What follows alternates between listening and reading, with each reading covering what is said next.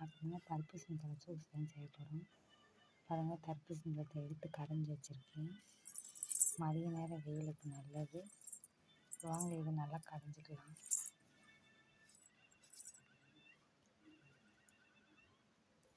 பாருங்கள் ஃப்ரெண்ட்ஸ், நல்லா கடைஞ்சாச்சு. இப்போ இதை எடுத்துக்கலாம். பாருங்கள் ஃப்ரெண்ட்ஸ், எடுத்தாச்சு. இப்படி சர்க்கரை சேர்த்துருக்கேன் ஒரு டம்ளர். அவ்வளோதான் ஃப்ரெண்ட்ஸ்.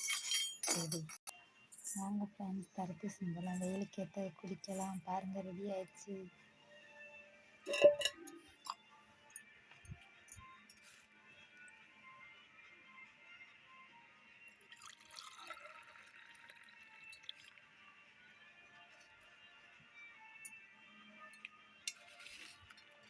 யாருக்கெல்லாம் தர்பூசணி பழம் பிடிக்கணும் கமெண்டில் சொல்லுங்கள்.